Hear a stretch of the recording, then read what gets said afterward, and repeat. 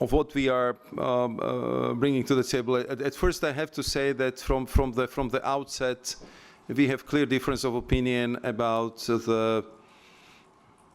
the figures if it comes to our trade, because our figures, I believe that they are very, very, very, very precise, saying that indeed the United States have a trade surplus of 154 billion euros, but at the same time we shouldn't forget that trade in services is a strong feature of US businesses, and here the United States of America has a surplus of 104 billion euros. So altogether, in the deficit in a trade of goods and services, because this is the category which is, I would say, internationally recognized, we have a deficit of 50 billion. Compare it to 1.5 trillion. So we are talking about like 3% of our turnover.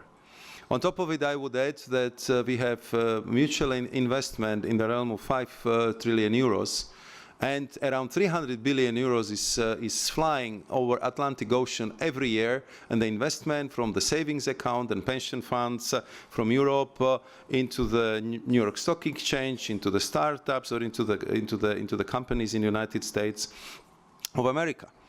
I'm not even going into the direction of billions. The US companies are generating from online advertising and different digital services that they're offering in Europe.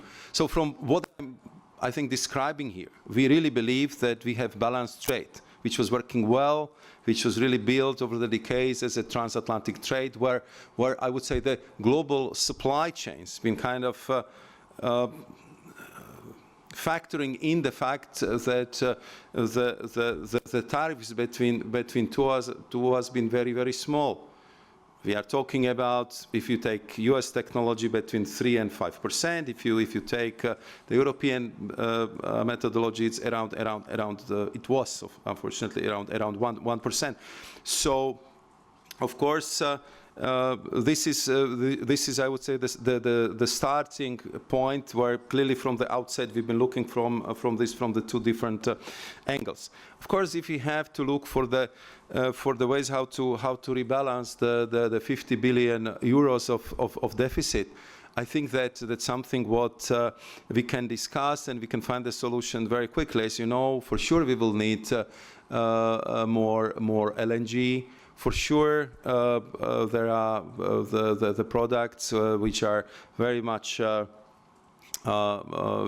appreciated on the EU markets, like the soya beans, and of course we could go into the greater details in the discussions which we actually started to have: critical raw materials, semiconductors, and many other issues. So if we know that this is the issue, I think then we can sort it out very quickly. But my feeling is that this is at this stage more of a, I would say, the decision of U.S. administration to kind of transform the global trading system, and they see the tariffs as a corrective measures for many of the political goals, which I'm sure the U.S. administration can describe much better than I do.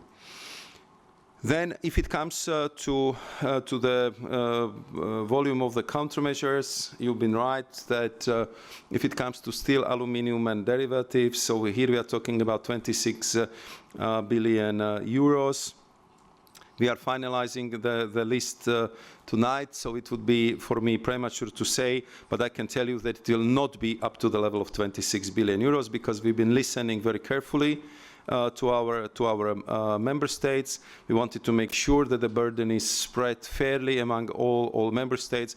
And as I said, we are not in the business of tit for tat or penny for penny.